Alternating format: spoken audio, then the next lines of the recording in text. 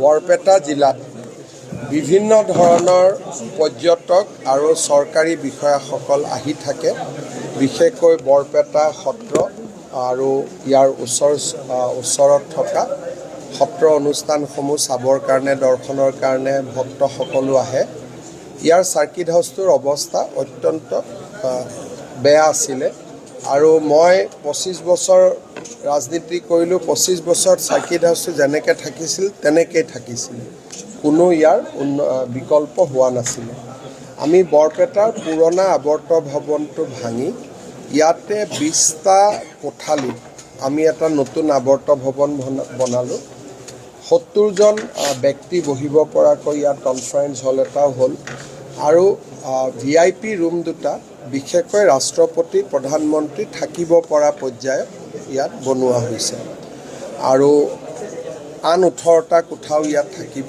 এটা সুন্দৰ আৱৰ্ত ভৱন হ'ল।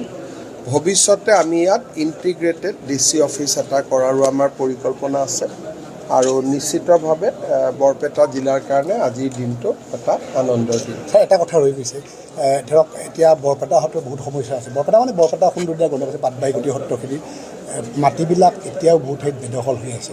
ইতিমধ্যে বটদ্ৰৱাত প্ৰকল্প আৰম্ভ হৈছে। পৰৱৰ্তী পৰ্যায়ত আপোনাৰ কি পৰিকল্পনা আছে?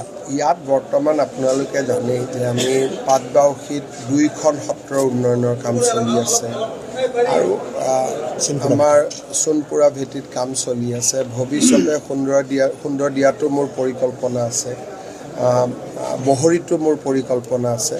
কিন্তু এটা 5 বছৰে যথেষ্ট নহয় গোটেই কামবোৰ কৰাৰ কাৰণে। কিন্তু মোৰ পৰিকল্পনাৰ ভিতৰত আদি সত্ৰ হিচাপে বহৰী সত্ৰ মোৰ পৰিকল্পনাত আছে, সুন্দৰদিয়া আছে আৰু আমাৰ গণকুচি, তাৰপিছত একেবাৰে মোৰ আমাৰ মধুপুৰলৈকে মোৰ পৰিকল্পনা আছে। গতিকে লাহে লাহে আমি কৰি গৈ থাকিম আৰু সত্ৰ আয়োগ গঠন হোৱাৰ পিছত সত্ৰৰ বেদখলসমূহৰ ক্ষেত্ৰতো তেওঁলোকেও সিদ্ধান্ত ল'ব পাৰিব আৰু বেদখল মুক্ত কৰাৰ অভিযান আমাৰ চলি থাকিব। এইবাৰ মই কৈছোঁ যে 1.5 লাখ বিঘা মাটি আমি মুক্ত কৰিলোঁ। অহাবাৰ আমি 5 লাখ বিঘা মাটি বেদখলৰ পৰা মুক্ত কৰিম। এইটো আমাৰ এটা আমি লক্ষ্য বান্ধি লৈছোঁ আৰু আমি কাম কৰি গৈ থাকিম।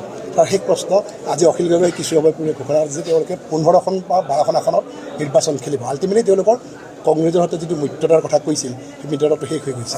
অখিল গগৈৰ কথাক ধৰা বৰ্তা, আজি কি কৈছে অহাকালি ৰাতিপুৱা কি ক'ব সেই কথাটো ধৰিবৰ কাৰণে বহুত টান।